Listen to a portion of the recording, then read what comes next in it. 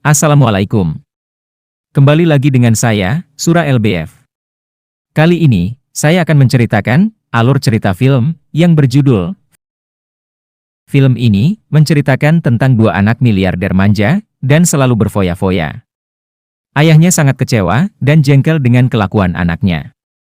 Dan ia memutuskan untuk mengirim anaknya ke India agar bisa hidup mandiri dan hidup sederhana, serta menarik semua fasilitas yang ia berikan. Ingin tahu ceritanya lebih lanjut? Bagi kalian yang ingin melanjutkan alur ceritanya, jangan lupa like dan subscribe, serta aktifkan notifikasi loncengnya, agar kalian tidak ketinggalan alur cerita film dari kami. Lanjut. Film dimulai ketika ayah Arvin bernama Nagendra sedang rapat dengan kliennya. Kemudian, asistennya memberitahu bahwa tagihan Arvin sudah sangat banyak, mencapai $20.000 dalam 1 bulan. Ayahnya pun kesal dengan perbuatannya itu. Karena berbanding terbalik dengan ayahnya yang selalu menghemat uang. Di sisi lain, Arvin sedang bersenang-senang dengan pacarnya dan berjalan-jalan mengelilingi keindahan Amerika. Namun, ia memberitahu temannya bahwa ia sudah putus dengan pacarnya. Karena ia tidak merasa pacaran dengan pacarnya tersebut. Esokan harinya, saat di rumah, ia dicuekan oleh ibunya. Karena ibunya menyuruh berbicara bahasa India saat di rumah. Kemudian, Arvin berbicara bahasa India dan meminta disiapkan sarapan untuknya. Dan ibunya pun dengan senang hati menyiapkan makanan untuk Arvin. Saat akan sarapan, ibunya menanyakan kebenaran tentang hubungannya dengan pacarnya Arvin. Dan ibunya mengatakan bahwa Arvin tidak cocok berhubungan dengan orang berkulit putih. Dan ibu akan terus mengawasinya. Arvin pun sedikit kesal karena hidupnya diatur-atur. Setelah sarapan, ayahnya menanyakan tentang pengeluaran Arvin yang sangat banyak. Karena itu setara 4 keluarga hidup bahagia selama 5 tahun. Namun Arvin selalu membantah. Karena ia mempunyai ayah jutawan. Ia pun bisa menjalani kehidupan kaya yang nyaman dan menikmati hasil kerja keras ayahnya. Arvin pun pergi meninggalkan ayahnya. Shin berpindah. Arvin dan Basha pergi ke diskotik. Di sana, ia melihat cewek cantik yang sedang menari-nari. Arvin pun tergoda dan mendatangi cewek tersebut. Lalu mereka menari bersama. Tak lama kemudian, pacar dari cewek tersebut mendatangi mereka dan menghajar Arvin. Arvin pun membalasnya. Perkelahian pun dimulai. Dari kejadian tersebut, mereka ditangkap polisi. Ayahnya yang mendengar kabar tersebut, langsung mendatangi kantor polisi dan membebaskan mereka berdua. Saat di rumah, ia mendapat teror dari pacarnya cewek tersebut dengan menghancurkan kaca jendela rumah Arvin. Ayahnya marah dan kecewa pada mereka berdua. Keesokan harinya, ayahnya Arvin menasehati Arvin. Karena sebentar lagi, Arvin akan kuliah di Melbourne University. Arvin disuruh liburan ke India selama 1 bulan, dan jika sudah selesai, ia akan mengirim Arvin ke Melbourne. Arvin pun kaget dan menolak hal tersebut. Namun ayahnya mengingatkan bahwa orang tuanya berasal dari India. Di sisi lain, Bhargava, putra Menteri Keuangan Nagendra, datang ke ketua partainya. Dan bermaksud untuk mencalonkan putranya sebagai Menteri Keuangan. Ketua partai sedikit ragu. Namun, ia mengizinkannya. Meskipun dia tidak mempunyai pengalaman. Kemudian, ia memberitahu pada Bhargava bahwa untuk mendapatkan popularitas, tidak berarti kau mendapatkan mucikari di sekitarmu. Dengan membuat masyarakat percaya, kau adalah pria yang tepat. Shin berpindah. Arvin menceritakan masalahnya tersebut pada Basha. Basha pun menyarankan untuk mencoba hal tersebut. Karena, di India banyak gadis-gadis cantik. Arvin pun setuju untuk berangkat ke India. Singkat cerita, akhirnya Arvin dan Basha sampai di India. Mereka terkejut mengetahui yang menjemput mereka adalah pemilik mobil yang jelek. Kemudian mereka diantar ke tempat tinggal yang telah disediakan ayahnya Arvin. Arvin dan Basha kaget melihat tempat tinggal tersebut. Saking kesalnya, Arvin membuang kunci rumah tersebut. Dan mereka segera check-in hotel mewah di Hyderabad. Arvin dan Basha jalan-jalan ke mall untuk melihat cewek-cewek India. Arvin tertarik dengan seorang wanita bernama Neha. Ia sedang bekerja di sana. Kemudian Arvin mendekati Neha untuk meminta nomor telepon pribadinya. Namun Neha menolaknya karena ia tak mempunyai kebiasaan untuk memberikan nomor telepon pada orang asing. Hal itu membuat Arvin kecewa dan mengatakan suatu saat Neha pasti akan membutuhkan nomor teleponnya. Esokan harinya, Arvin menyewa mobil mewah untuk pergi ke suatu tempat. Namun, hendak akan membayar, tak ada satupun kartu debit yang bisa digunakan. Akhirnya, Arvin dan Basha pergi ke bank untuk mengecek semua kartunya. Ternyata, semua kartunya sudah diblokir oleh ayahnya. Kemudian, Arvin menelepon ayahnya untuk mentransfer uang padanya. Namun, ayahnya tak menghiraukannya dan memberitahu bahwa ia akan diberi Rp5.000 untuk 1 bulan. Arvin pun lemas mendengar hal tersebut, karena tagihan hotelnya yang semakin menumpuk. Kemudian, Arvin menghubungi teman-temannya untuk meminjamkan uang untuk membayar sewa hotel. Namun tak ada satupun temannya yang mau meminjamkan uang. Akhirnya, Arvin dan Basha pun berencana untuk kabur dari sana. Sayangnya, aksi mereka ketahuan oleh petugas di sana dan mereka ditangkap. Mereka menjelaskan semuanya pada pihak hotel. Namun mereka tidak mau tahu, Arvin dan Basha harus membayarnya. Akhirnya, pihak hotel menyita visa Arvin dan Basha hingga mereka bisa membayarnya. Mereka berdua terpaksa kembali ke rumah kumuh yang disediakan ayahnya. Mereka mencari-cari kunci rumah yang kemarin dibuang oleh Arvin. Sudah 1 jam, mereka tak menemukannya. Hingga akhirnya, datang seorang gadis kecil, membawa kunci rumahnya. Gadis kecil itu bernama Marina. Arvin berterima kasih dan menggendong Marina. Ayah Marina mengira mereka akan menculik Marina. Namun, setelah tahu bahwa Arvin dan Basha tetangga barunya, mereka jadi teman. Ayahnya Marina bernama Males. Arvin dan Basha merenungi nasib mereka yang jauh berbeda seperti sebelumnya. Tempat tidur, alat mandi, dan yang lainnya. Mereka harus hidup irit dengan mencatat pengeluaran mereka dengan baik. Mereka juga membeli pakaian diskon agar murah. Shin berpindah. Bargava mendapat keluhan dari polisi bahwa pabrik kimianya telah membuat kekacauan. Setiap hari, jumlah pendemo semakin banyak. Namun, Bargava tidak mau tahu soal itu. Karena ia akan fokus pada pemilu. Di malam hari, Neha tak sengaja menabrak Arvin yang ada di tengah jalan. Arvin pura-pura kesakitan dan meminta $80 untuk berobat. Namun, Neha mendengar percakapan Arvin dan Basha bahwa mereka akan membeli miras. Neha pun diam-diam kabur dari mereka. Esokan harinya, Arvin mendapat telepon dari ayahnya.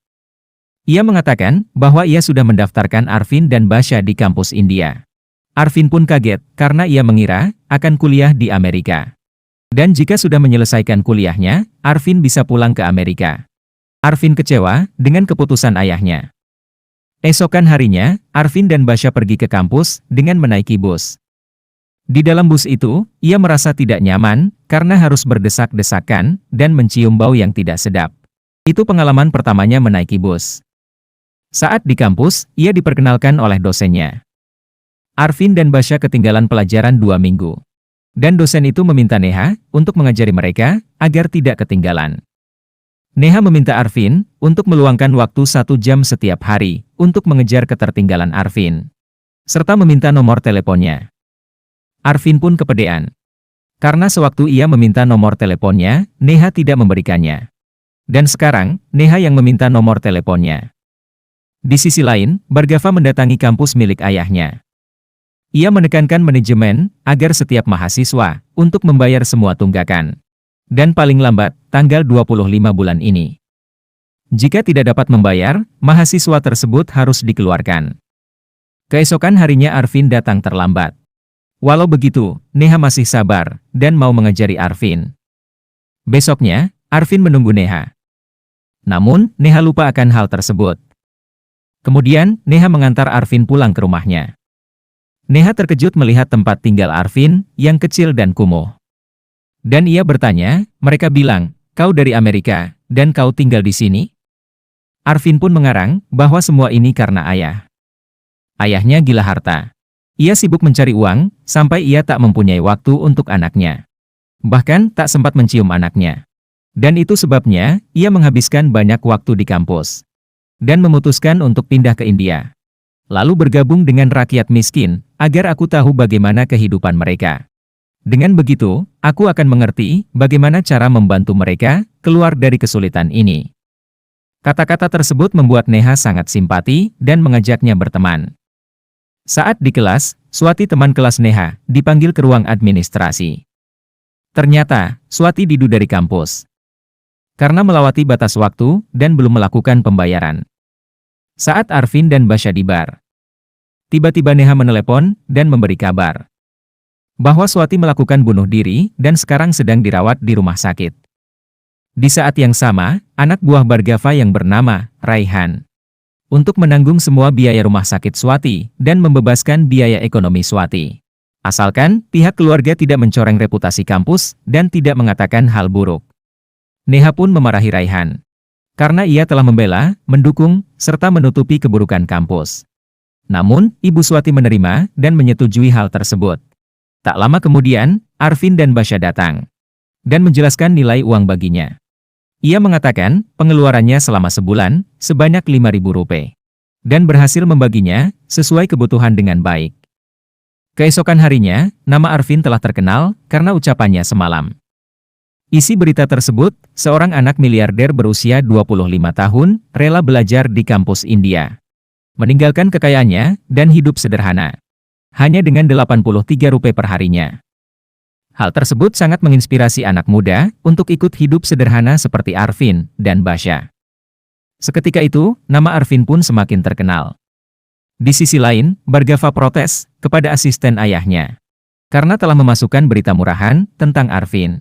Sehingga, bisa merusak reputasi dirinya di masyarakat.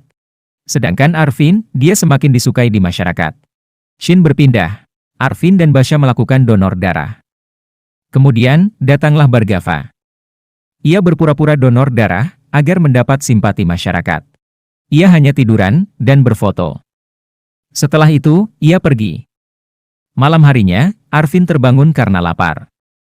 Namun, tak ada makanan yang tersisa. Saat itu, Marina datang dan membawa makanan.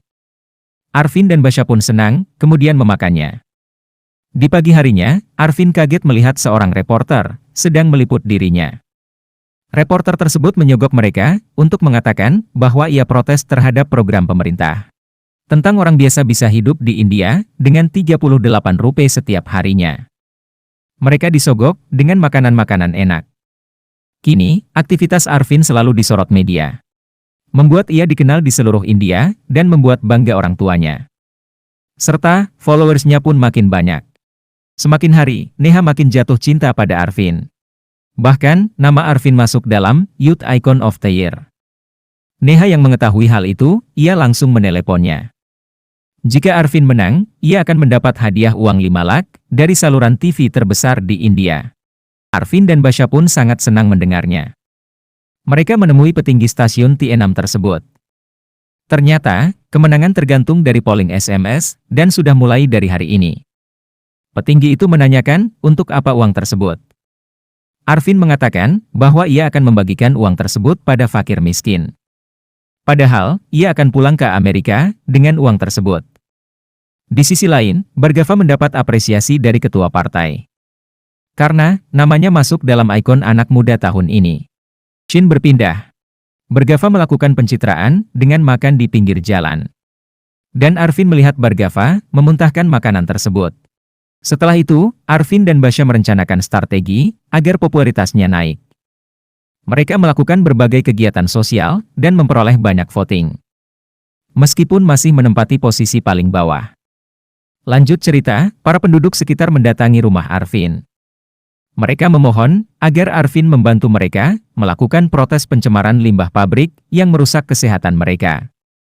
Jika Arvin mendukung, semua orang akan berbicara tentang protes mereka. Basya meminta maaf bahwa mereka tidak bisa datang. Karena dalam 2 hari ke depan, mereka ada kegiatan lain yang tidak bisa ditinggalkan. Esokan harinya, Arvin dan Basya mengikuti protes dengan masyarakat di dekat pabrik kimia. Polisi itu menelepon Bhargava bahwa Arvin mengikuti kegiatan protes tersebut. Hal itu menjadi bahaya jika media meliputnya. Karena akan semakin banyak orang dan semakin sulit untuk mengendalikannya.